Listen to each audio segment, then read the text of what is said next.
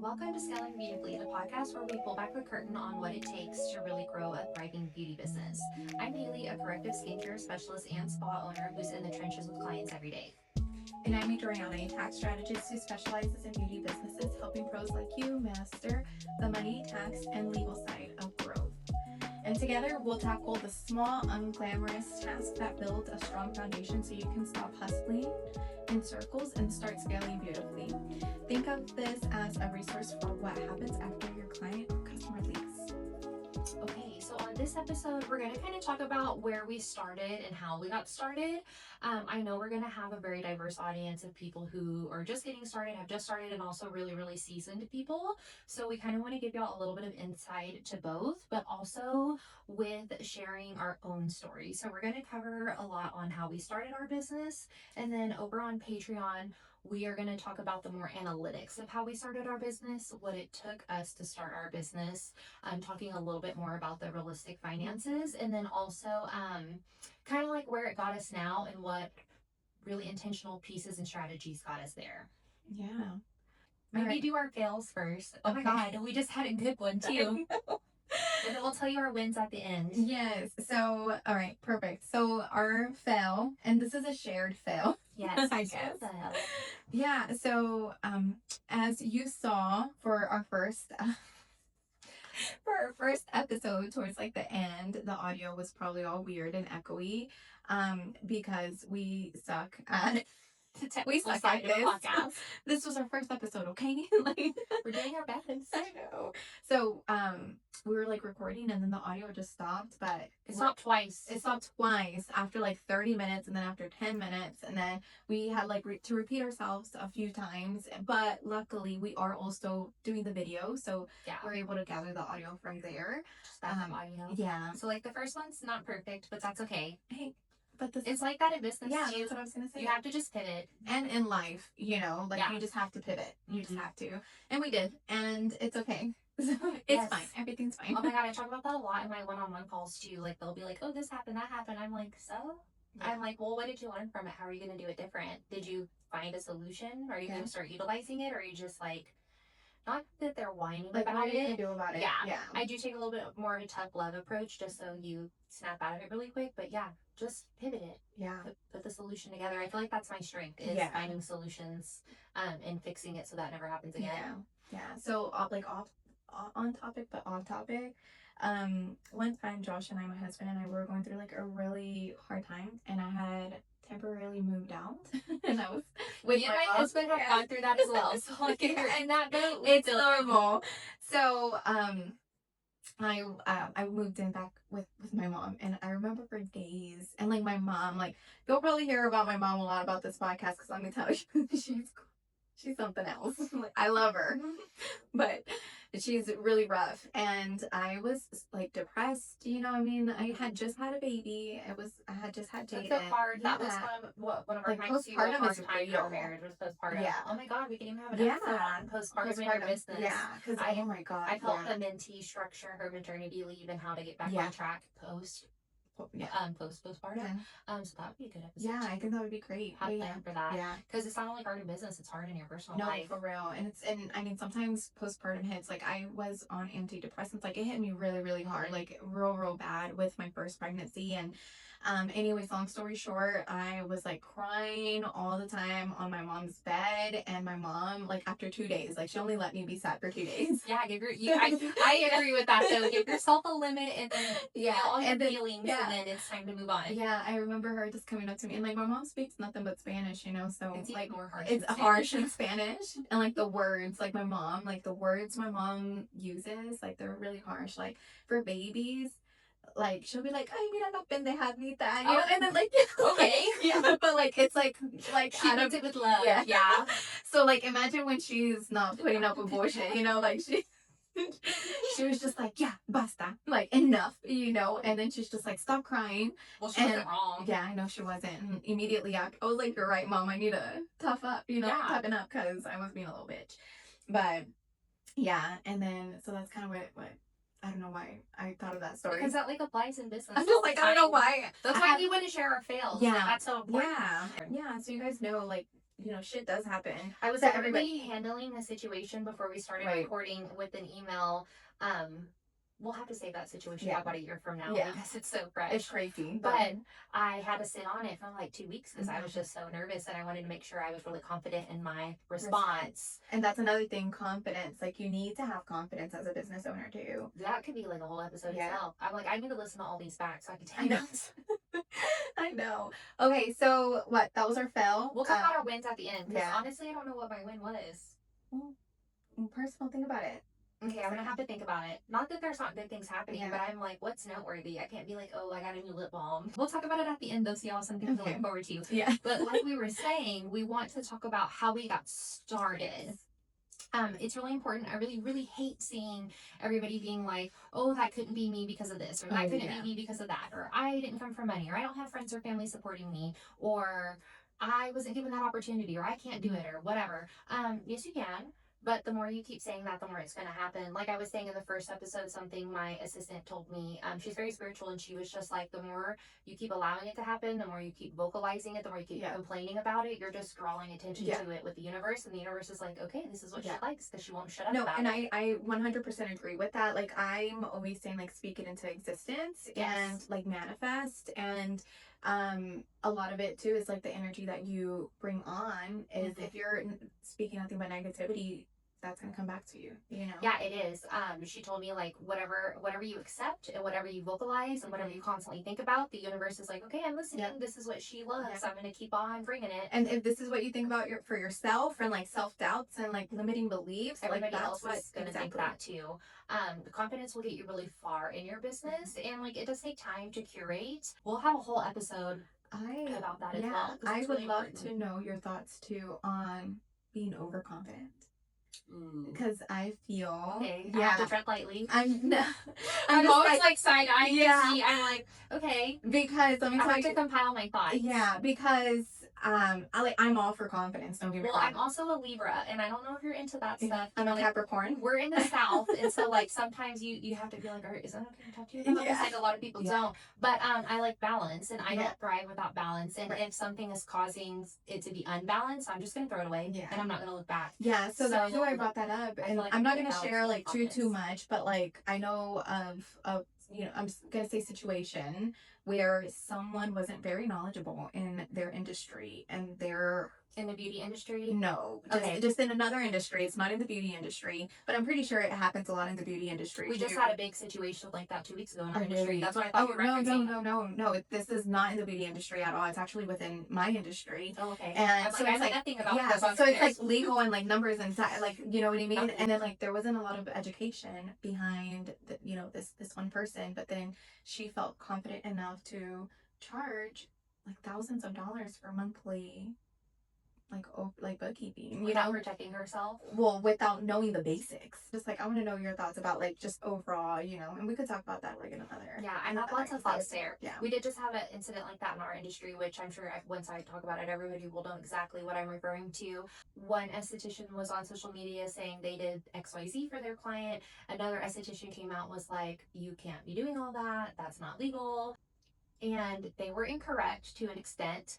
The other esthetician was in the right wholly, but it is because of the verbiage used and the like, not the attitude, but just the personality being so strong and the personalities conflicting that it got really out of hand. Both of them were very confident in their own opinion, and oh my gosh, it was crazy. It was like a whole hundreds of videos being made every day from people in the industry, and it wasn't necessarily overconfidence, but it was just being loud and wrong. So and that's really unfortunate because that type of stuff can hurt your career drastically, and it is really hard to rebuild your reputation. That's what I was gonna say. And it can happen. I've had digs taken at me in the industry. I've been in the industry for 13 years, which we're about to talk about. I've had many times where I felt defeated, to the point where even my husband's like, oh, that girl? Oh yeah, I hate that girl. Like, he remembers, because it's got me to the point of like getting into situations where it feels just as bad as like heartbreak. Like, I'm losing. Are there like a lot of bullies in? Oh yeah, I can imagine there is, but I try to not really socialize. Like, I only talk to like you and my assistant within my industry, and like the people I coach and mentor, and I try to keep it very professional, very cut and dry. Have boundaries. Yeah, have good Mhm. boundaries, because it does get so out of whack so easily. It's a lot of women. We have Yeah. very strong feelings and opinions, and Personalities. we're Yeah. all competing basically for the same thing. And I say competing very lightly. I just mean in the bully mindset. It feels like a competition when it's really not. There is not a true community over here, and although people put out a lot of times that it is community over competition, I tend to find that those people are the ringleaders privately in group chats. So I really try to not be in group chats. I don't go to events. That's just the way I like it. I'm not a super outgoing social person. I am more to myself. Like when we go out and about, I not super vocal. I just kind of like to people watch and like hang out with my husband and go home. So yeah, there is definitely a lot of bullying. I've gotten myself into many situations, trying to learn who is okay to talk to and what is okay to talk about, even though I was coming from a genuine place. Yeah. And also, yeah, and with the different personalities. So, and this is something that I'll share it too. I've managed before, like in my corporate job, so I had to deal with so many different personalities, but like men and women, and like you just have to kind of navigate how, or just be careful on how you say things to different people, because I could say something to you one way and you take no offense, but then I could say the same exact thing to somebody else and they're just like, what the fuck? I definitely read way too into things. My husband has to get me sometimes, and it's like, okay, I don't think that's what they meant. It's like you're leading with your feelings right now. We're now in a day and age too where everybody holds on to everything. Voice memos, screen recordings, screenshots to try to use against you later.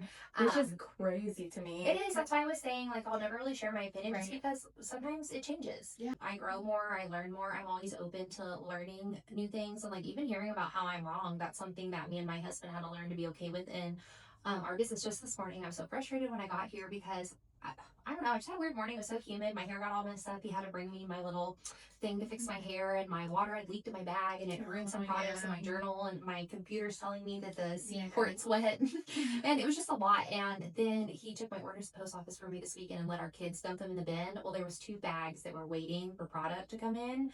So when I went to grab those bags, they were gone because they had dropped them off, like without the product in them. And I was like, why would you do that? They were empty. They were not even sealed. Yeah. And he was like, well, our kids took them in, and I got kind of upset with him. So like 20 minutes later, I texted back and be like, okay, I'm calm. I was just like frustrated with the situation. I already cost myself X amount of dollars before I even walked into work this morning. Like, hey, that could be your pal. Yeah.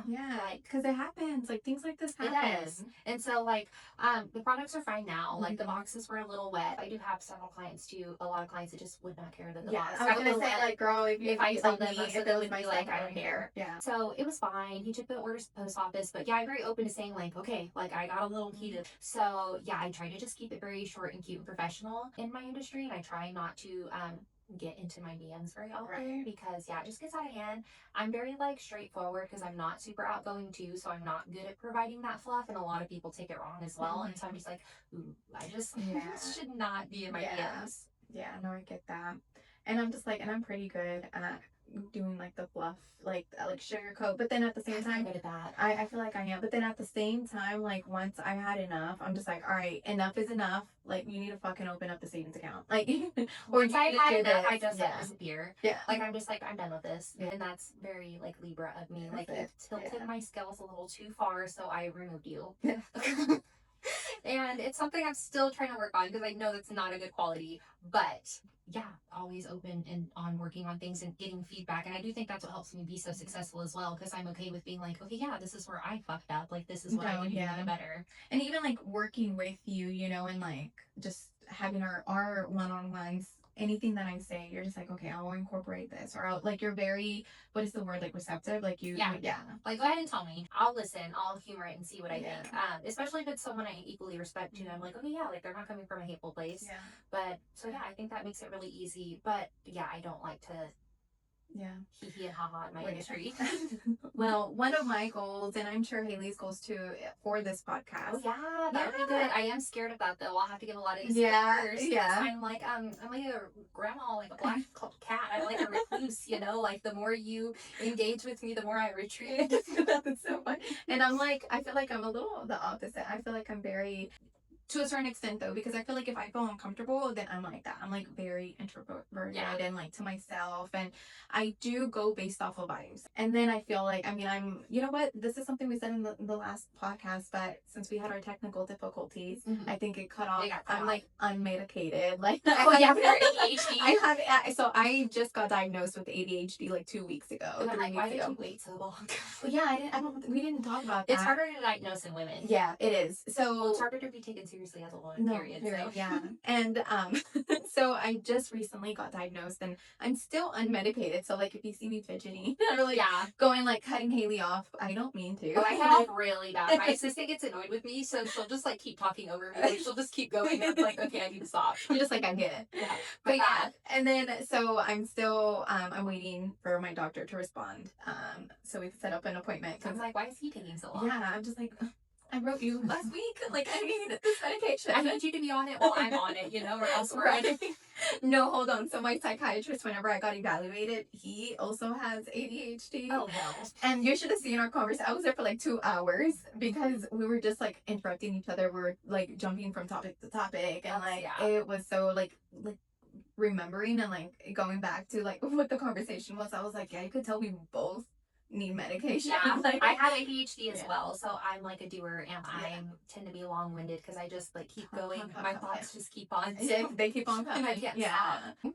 Oh yeah, we're gonna talk about where we got started. Yes. So I'll start first. Yeah, go ahead. Because I feel like mine's gonna be a little more easy, like just shorter. I've been in like every corner of my industry, so yeah.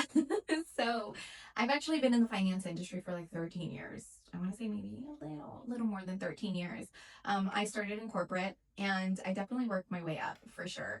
And I, you know, that's kind of where I was, but I was very limited whenever I actually got like in the small business department, because I worked specifically with small businesses. I was very, very limited on what I could say, because I worked for a financial institution, and I couldn't really say like the financial institution that I worked for, like the interest rates, they're very, you know, generic and, you know, just low. And I couldn't say like, hey, open a high yield savings account where you could get more, like, you know, this is what exactly. Instead of earning $1 a year, you could earn $400 over here, you know, but like I couldn't say that because I can't, like, that's the competition, whatever. So I was very limited. And then also, when I worked at like the actual, because I also managed a like branch, and there were some people that would just, you know, you get to know people and talk to people and build relationships and stuff. And there was a good amount of people that would tell me like, hey, well, I'm closing out my business because I like taxes are, you know, overwhelming. And just like what you said in the first episode, there's people that had to shut down their businesses because of taxes, right? Mm-hmm. So that's what was happening. And I was very limited. So then one day it just hit me, and I'm just like, okay, well, I'm gonna start studying and all of this stuff. So what does that even entail? Like, yeah, how long does that take? Yeah, so I mean, there's different types of routes and avenues that you could do. But like if you, let's say from one day to another, you have like no bachelor's, no associates, and you're just like, I want to become like a tax professional or a bookkeeper, you actually can. You don't need to go and get your associates or your bachelor's unless you want to be an actual like CPA, right? Like, and have that CPA title, then yes. But you could also become an enrolled agent through the IRS. And with becoming an enrolled agent, you just have to take a certain amount of classes and have a certain amount of credits each year for the IRS.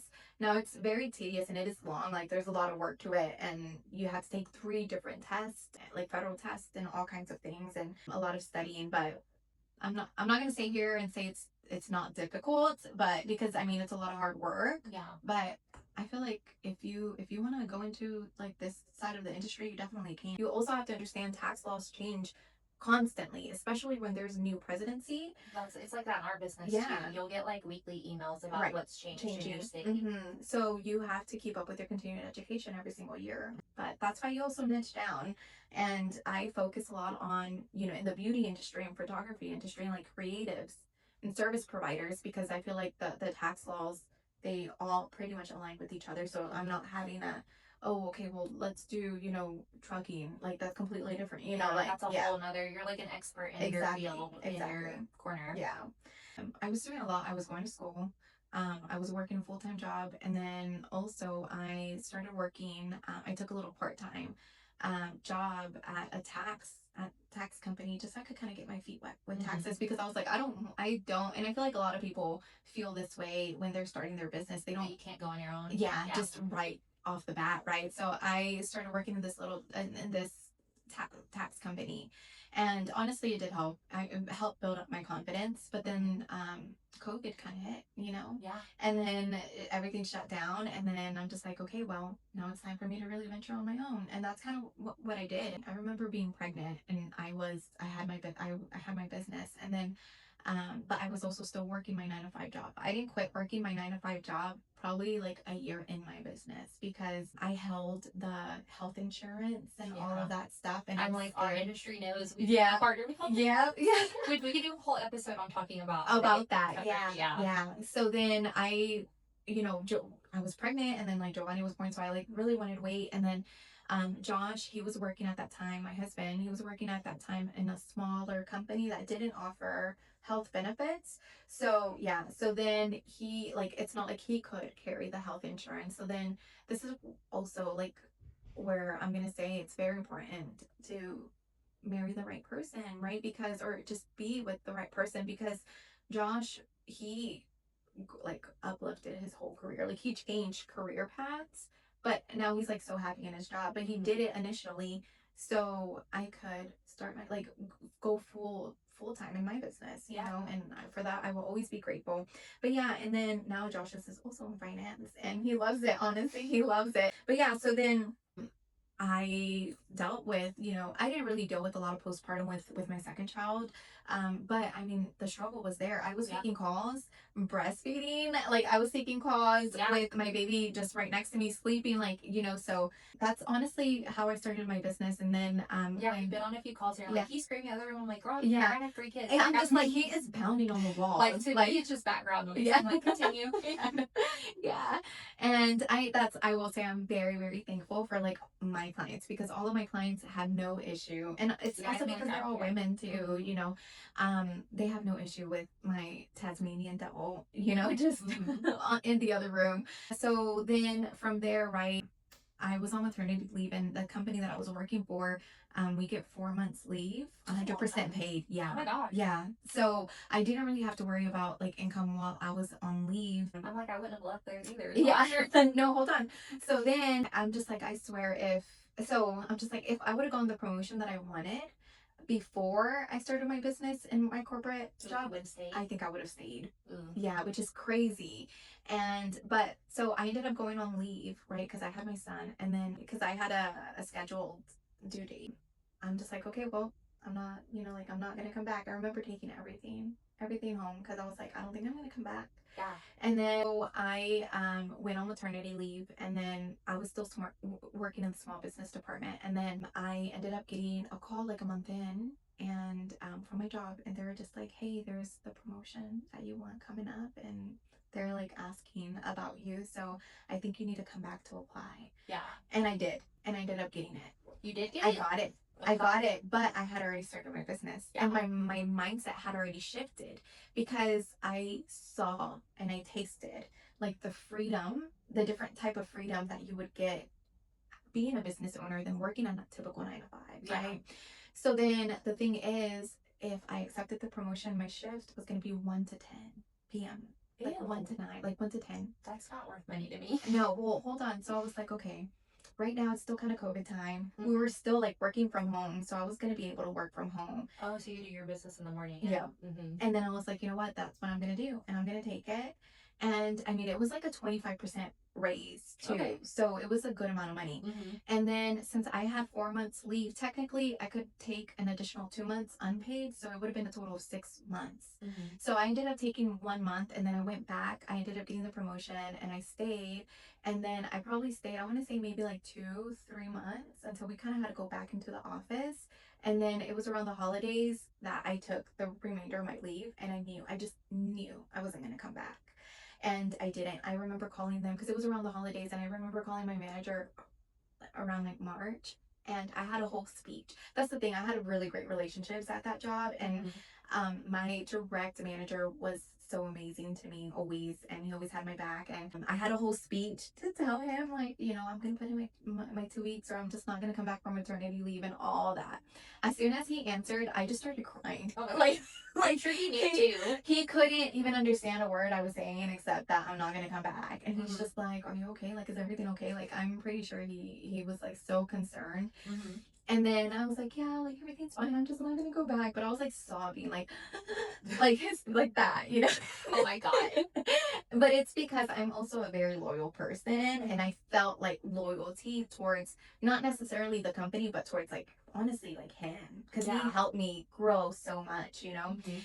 And a few days later, or like a week later, he ended up calling me. He's like, "Are you sure? Like, are you sure you don't want to come back?" Because he also knew how much that position meant to me, Yeah. And I'm just like, "Yeah," because at that point, I had like 4 months to grow my business, and in 4 months, I made it a six-figure business, Oh, that's amazing. which is crazy. It's so crazy. So I was actually like getting paid just as much, or even a little bit more than what my 9 to 5 was paying me. So it only made sense for me to quit, Yeah.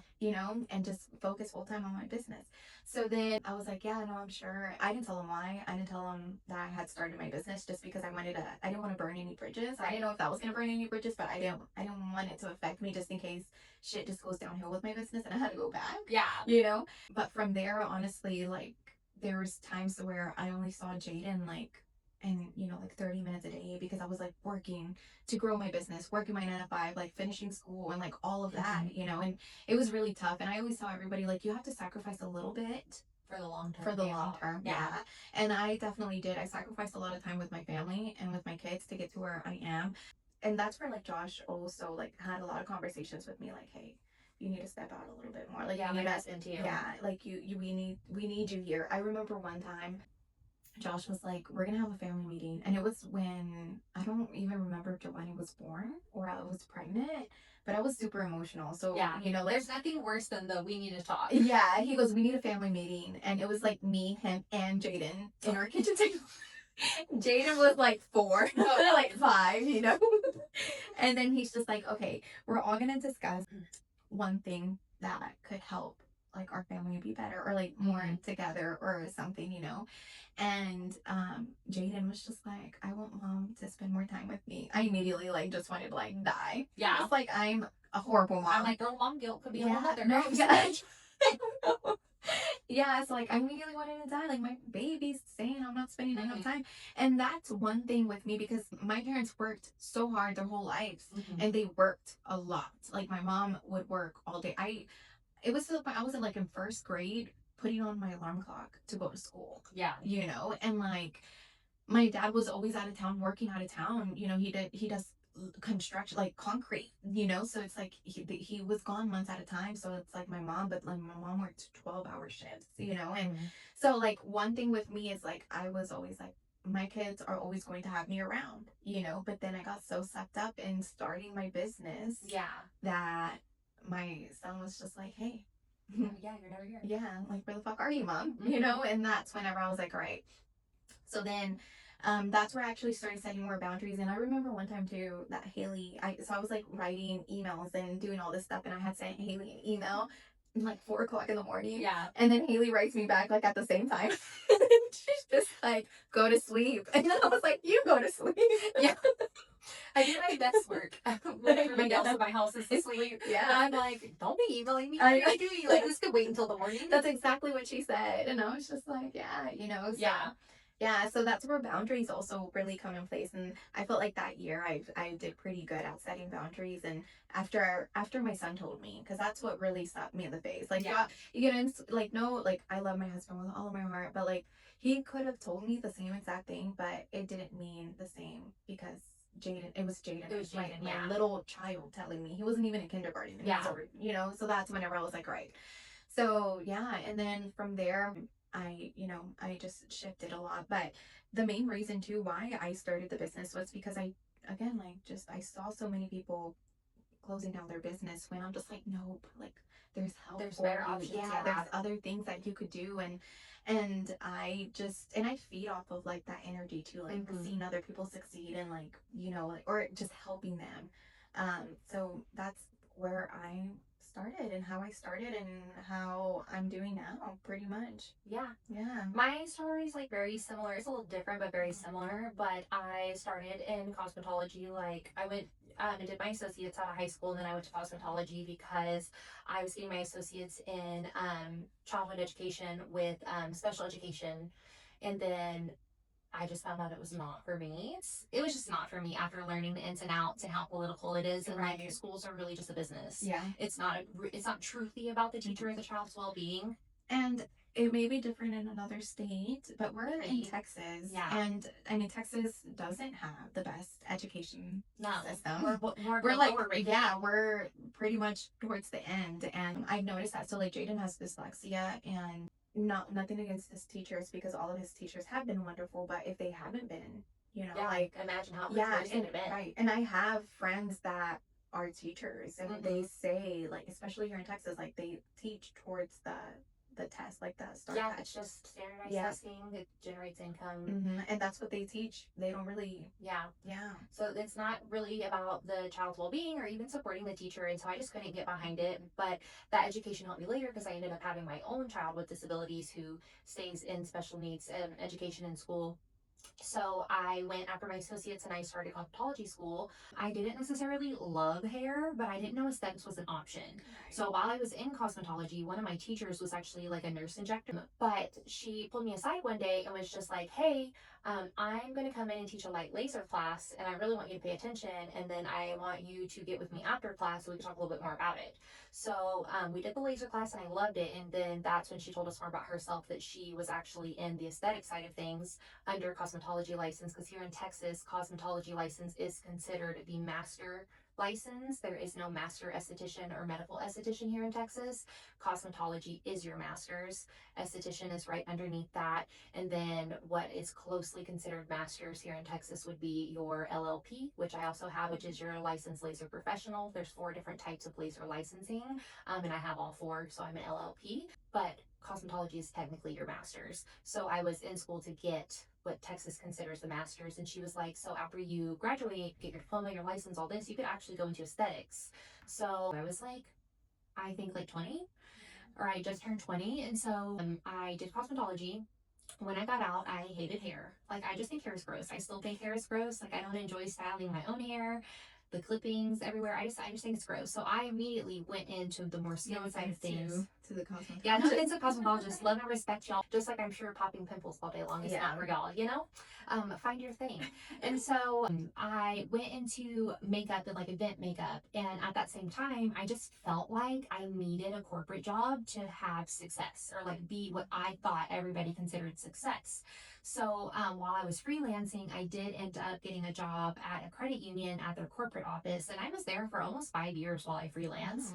And I worked my way fairly quickly there, and I was making great money there. It was in sales, it was commission based, and so I continued to freelance on the side. I was doing events and bridal, and then I eventually also got into mortuary, which was my favorite.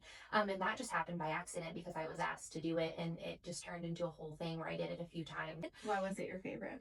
I don't know, just so peaceful, and I don't know. Quiet. Yeah, it's quiet, and like they always enjoy the outcome. They don't complain. The family is like super thankful. Yeah, they're still.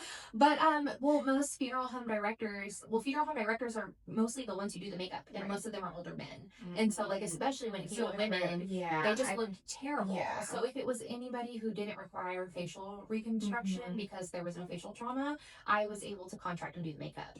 So it's something I still do, like, per request. I didn't know that. Yeah, like if we have friends or family that request it, or like God forbid any of my clients ever request it, I don't mind. I don't charge for it now because I just, if I'm available, like I just like to do it. When I pass. I got you. I don't do hair though. I've had people ask me to do the hair, like somebody else don't do that. But yeah, I like to do the makeup and everything, the full body makeup, because you'll do like the chest, the arms. So I got into that for a while too while I was freelancing, and then I got like more heavy into bridal, which was awful. I hated that as well. Like, well, it's because I mean, dear God, they're just a little more picky, because it's their big day. Yeah, and like, I just wasn't confident either. So like, I remember I had this one situation where the bride wanted to wear fuchsia lipstick, and she had medium contrast features. So if you know what that means, fuchsia was not her color. It wasn't in her like season palette either of colors. She also did not want to wear strip like fake lashes or clusters. And like medium and low contrast people really need some type of strip lash for weddings so that their eyes show up in photos. And one of her bridesmaids was so rude to me, was like, do not touch me. I do not want you to do my makeup. I'll do it myself. It was crazy. And then after the fact, she was like, well, I'm really unhappy because I didn't like my lipstick color and I wish I would have worn fake lashes. Like, I wish you would have talked to me a little bit more. And I was like, girl. Yeah. You're just like, I did. And that was my last wedding I ever did because it just was like so traumatizing. My husband's like, there's got to be a better way. That's why you charge a lot too. That's why that people type of charge stuff, yeah. a lot for bridal because I mean it's a lot. It was an all day thing. My husband was like, there's got to be a better way to do what you want to do. Also, too, part of me getting a corporate job was because I had left my first marriage I was in whenever I was in cosmetology school. I was married to my first husband, left that marriage, needed to support myself as like a very young single mom who was only 20. And so getting a corporate job like really fit that. And I worked there until I was 25. So then when I met my husband, I would cry every day on the phone about hating my job there, hating the sales base, because it was very much like you had to sell the products that they offer. You had and you to have meet goals. Yeah. And the goals were pretty unattainable majority of the time. And like, I just wanted to be in the beauty industry. I wanted to do that from the time. I just had no idea how. Like even during more difficult calls, I would have like an AirPod in. Well, they were like cord connected at that time, but I would like put it through my shirt so like my boss couldn't see it. And I would listen to like beauty tutorials on YouTube because it was just like so calming to me and so peaceful. Like I really wanted to be in that aspect. I liked working there though for the people I met because a lot of them did use me for freelancing, so that was really great to build that clientele. But when I got pregnant with my third son, I had a really tough pregnancy and they were just not giving me the time off I needed for my doctor's appointments, which I'm sure was not totally legal, but I wasn't going to battle that. Yeah, I'm just like, you could have done like FA or, like. They were not educating me on the options and I just didn't know and I had nobody to like coach me on that. And so my husband was like, just quit. And I like quit on a whim, no plan. And my husband's like, what do you want to do now that you're home? And like me being home was not easy. You're just like, you take care of me. Yeah, please. But like I knew that was not an option long term just because we were so young and like we have to have our third child.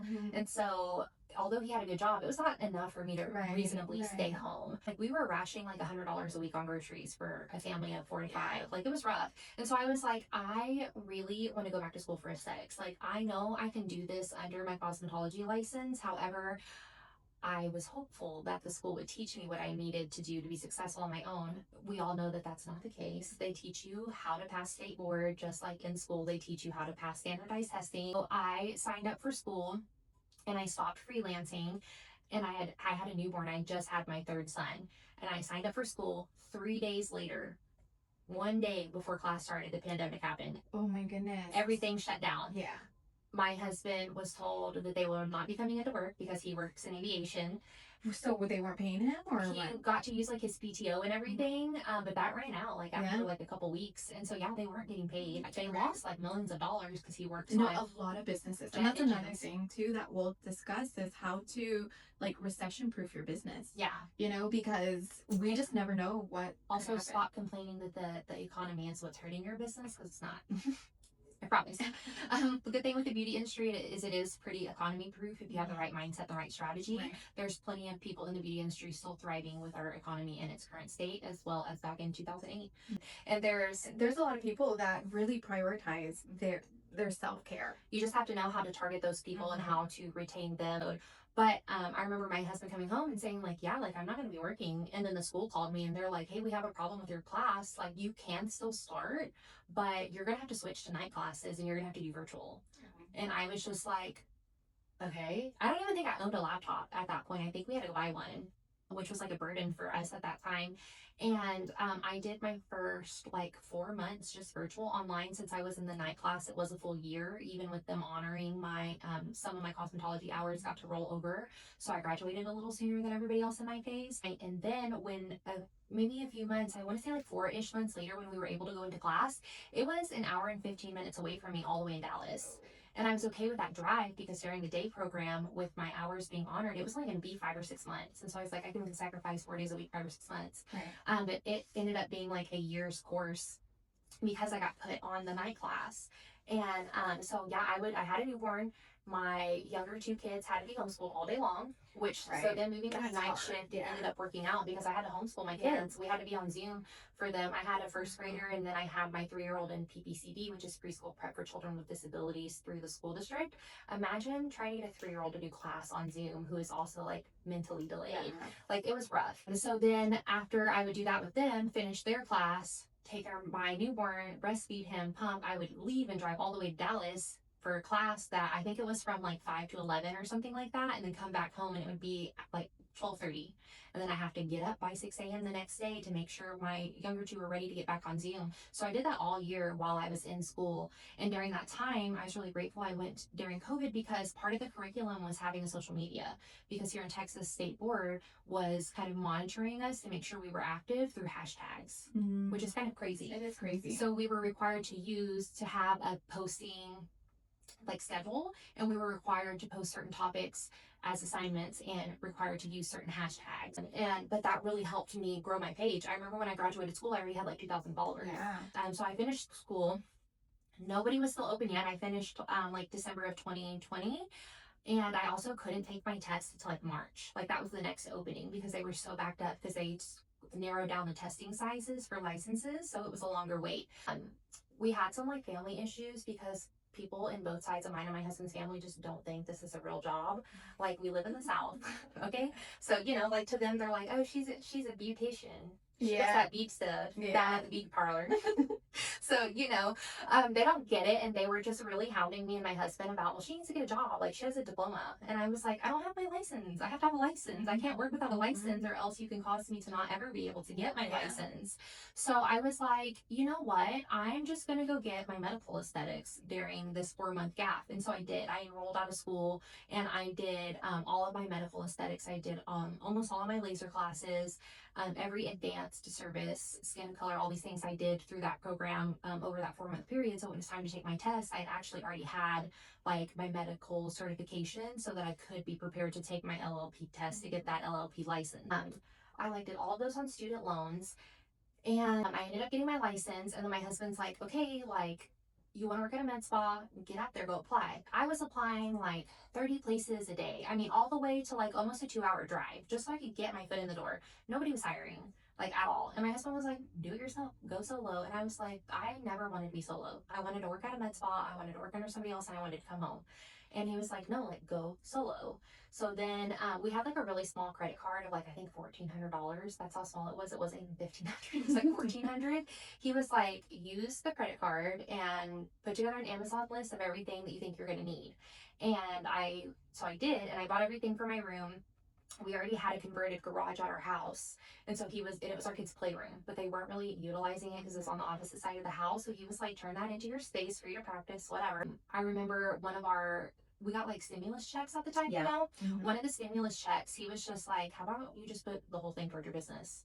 And I was like, I really don't want to do this. And he was like, I think you can. And he was like, also, like, I think you need to.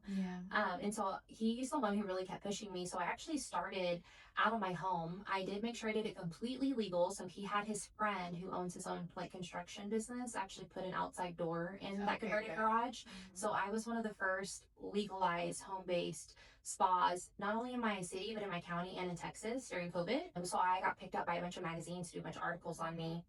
And that's also how I got my position at Dermoscope magazine. I was with them for a little over a year, writing as one of their in-house estheticians while I was working from home, and I was giving the professional insight to not only being an esthetician with clients every day, but I was the only one that was like home-based. And so I was there for only 4 months.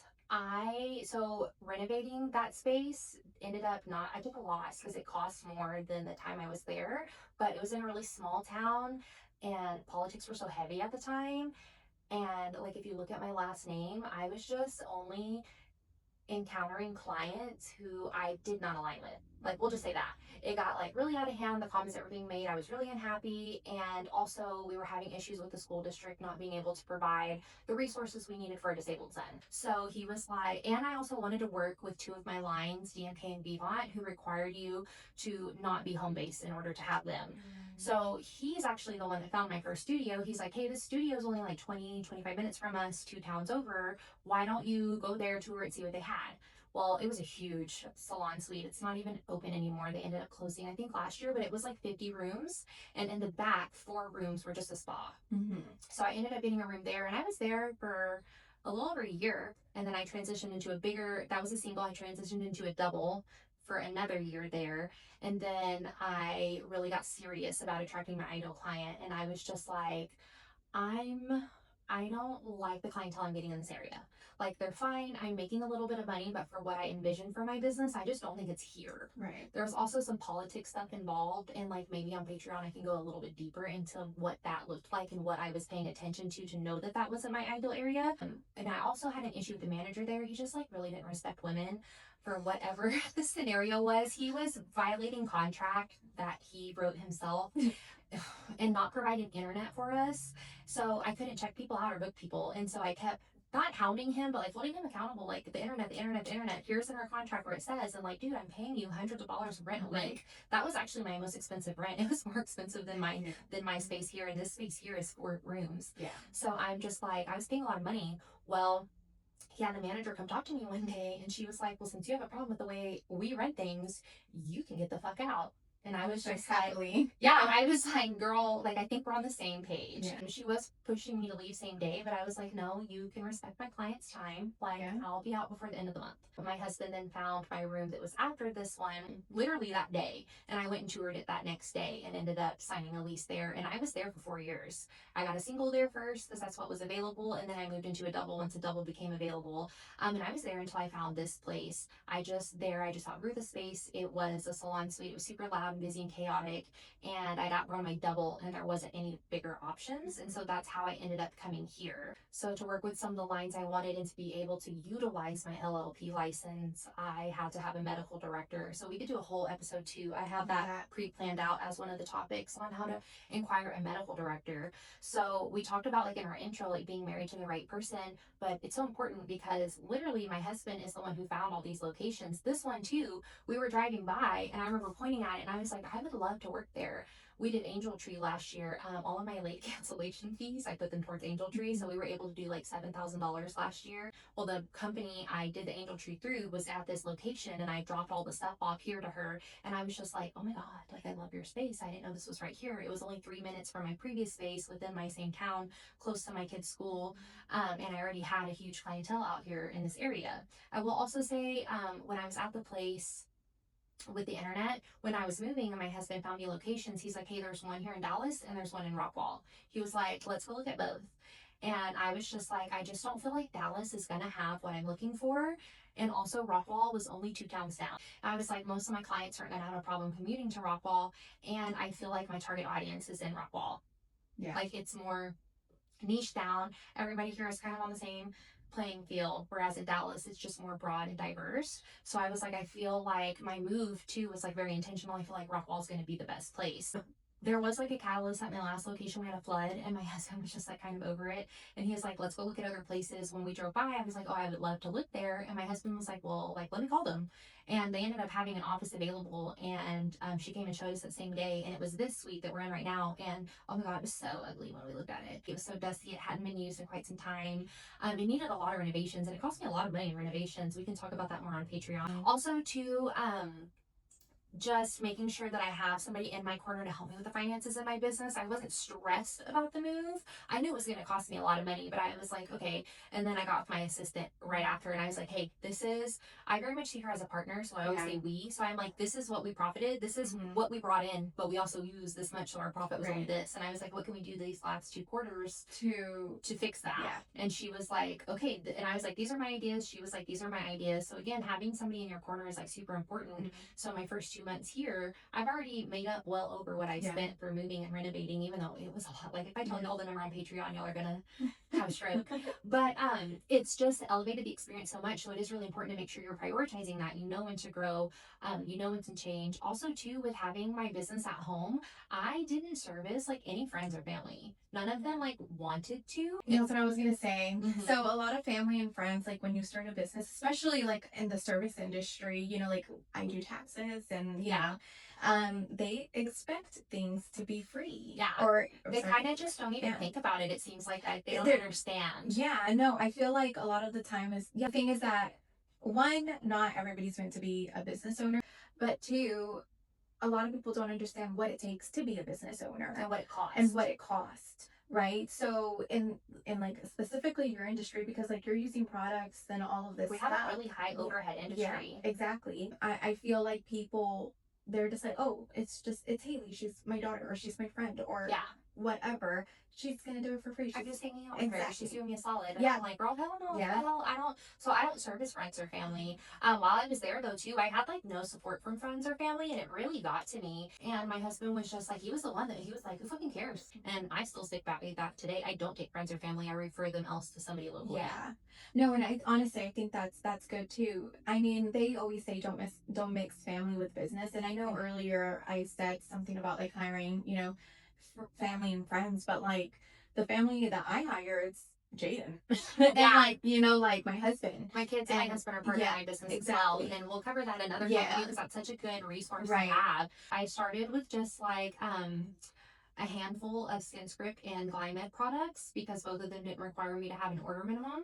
And I had just a little bitty retail wall in my room that was like 6 little shelves, and all my little products were spread out across from there. And every time I've elevated my business, moving from my home to the first little studio, and then getting a double, and then moving from that town to Rockwall, and then moving from that single to a double, and now moving to a full on office space with multiple rooms, it elevates your business more and more. And it's okay to start really small. Like, it definitely wasn't perfect. Also, too, when I wasn't really booked at my home base studio. I maybe saw 4 people a week. It was rough. Like, my husband had to pile up the kids in our car and like take them to McDonald's or something during the appointments. Out of the way. Yeah, and it was very stressful for him to be able to do that. I think that was like the short-term sacrifice we had to deal with in order to get there. And then in the process too, we ended up moving from our small town we lived in all the way out here to Rockwall. It did take 3 years, almost 4 years, but we were finally able to do it through financial planning because this is a very expensive area to live in. So it's okay to start small. It's okay for it to not be perfect. While I was home based and I wasn't really booked, I really prioritized social media marketing. I was on there all day long. I was answering questions, doing lives in my stories, being super engaging, sharing education before and afters. So even if you feel like you don't have the right opportunity or that's not what you envision for yourself, you don't ignore the push you need to get there. Right. And not everybody's going to start the way that we started, like I feel like nowadays, I mean, like you see a lot of the stuff like on social media, and I feel like a lot of people they're either they think it's like super easy to start when it's not, or they think it's overly complicated to start when it's not. It really wasn't that complicated for me to get started. I got most of my supply on Amazon and made sure I used my professional lines, and I really just like led with my education and my technique. I really vocalized why my technique was different. I really vocalized the education behind what I was doing. So that really helped me like thrust me into success very quickly. Yeah, I feel like you're gonna have your own story on how you started, and honestly, you just kind of have to make the best with what you have. Yeah, and you could definitely get there. I mean, I feel like Haley and I were pretty successful within our lines of businesses, and like for me, mindset wise, like there was no other option. Right. If you want some Oreos at the store, like you got like you gotta push more. Yeah, and those are little things, and I love that you had that mindset already in place, and like you were looking at those things because I feel like that's how you've grown, like you've grown so much. Because you pay attention to those small little indicators. I mean, find a solution. Nobody wants to listen to you whine, and I mean that was so much peace and love. Like, it cost me money to move, but it's elevated things so drastically that like that money I spent doesn't even matter anymore. Right. And then so I was talking to somebody a couple of weeks ago, and they were just like, oh my gosh, well, I have a baby, and like it's so hard, like I need to work, like, but I can't work. Every other woman. Yeah. And they're like just giving a lot of excuses, and I'm just like, we are women, we are badasses, we could multitask, we could do so many things. Like, I was doing tax returns, like I said earlier, like breastfeeding, you know what I mean? Like I was doing tax returns, taking care of a freaking newborn, and I was working 2 jobs, I was going to school, still being a mom, still being a wife, still cooking, cleaning, and all of that stuff. But I know that you have to sacrifice a little bit to get to where you want. There's a lot of businesses out there that I've personally worked with too that they make 6 figures, but they're not profiting that because they spend it because they want to live a certain way, but they're not willing to sacrifice just 1 year to pay off your debts, and it's that's just one thing that I'm just like, you just have to sacrifice a little bit when you're starting out to get to where you want to be. And then when you are where you want to be, life is going to be slightly different. Yeah, when I look back at those times too where we were struggling, like I don't even remember that much of it. I'm just Right. kind of like, whatever, like that was, we were super young, we had kids, like, and now we both have really great lives. Mhm. We live in a better area for our kids and for ourselves, and like a lot of people back home are kind of like, oh, like they're, Yeah. you know what I mean? No. So it worked out great. It was a lot of work, but like to me, I still want to continue to grow and see what Exactly. else. To me, there's like no limits. Like we're gonna Right. make it And happen. there isn't. I Yeah, mean, there you could really get so isn't. many different sources of income aside from just your main, which is the business, right? Mhm. Like we could do other, like you could do other things. Yeah, being you know, economy proof is definitely setting up multiple Yeah, streams of income in your exactly. industry, Yeah. which is something I've really Yeah. tapped into. And Because you will have slower months. oh yeah, for sure. For sure. But you need to also prepare yourself mentally and financially for those slower months. And that you do that through streams of income. So we'll cover that too a little bit on Patreon. There is truly no limits to success or where you get started, but like the biggest thing is like I just want to see beauty providers stop complaining. Like these private groups on Facebook for providers, like the different esthetician pages or the brand pages, everything is just like, oh my God, was September slow for anybody else? And I was like, well, what could you have been doing during that slow time to see yourself scale? Did you give yourself tasks? Did you work on anything? Or did you just like complain the whole time?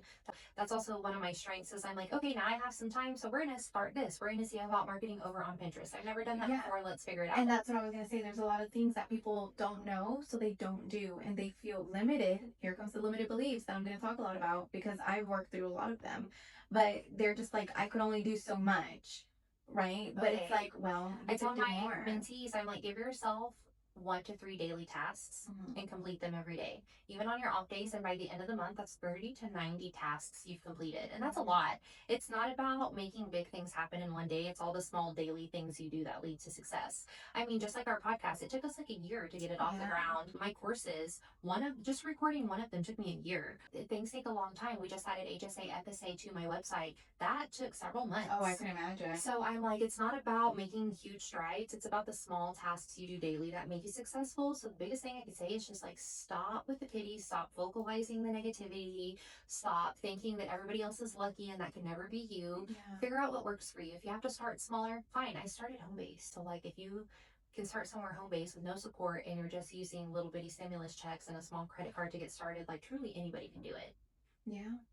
Acknowledge what's going on, but then find solutions for it and tackle your tasks, just like Haley said. I feel like that's a really good thing to do. Don't get discouraged because you have that mind. Give yourself a limit on your discouraged. Like I'm going to feel this for 1 or 2 days, and then after that, it's time to get to work. Yeah. But we'll continue this on over in Patreon with a little bit more exact numbers and diving a little bit deeper into it. So if you want to join us over there, you can. But thanks for tuning in to Scaling Beautifully. We hope today's conversation gave you clarity and confidence to keep building your beauty business the smart way. Don't forget to subscribe so you never miss an episode. And if you love today's topic, share it with another beauty pro who's ready to scale. But until next time, keep serving your clients with passion and running a business on purpose. And if you're loving the podcast, we'd love for you to join our community beyond the audio. Head over to our YouTube channel where you can watch video episodes and behind the scenes content. And if you want to go even deeper, check out our Patreon. That's where we share bonus trainings, downloadable resources, and exclusive Q&As to help you scale beautifully. And you'll find the link in the show notes. Oh yeah, and also follow us on Instagram. We're going to be utilizing Instagram to kind of ask for y'all's insight, what y'all want to see, give us some feedback, communicate with y'all a little bit more. But we'll catch everybody else over in Patreon. Right, and don't forget to rate this podcast 5 stars in the whatever platform. Yeah. But until next time. Bye guys.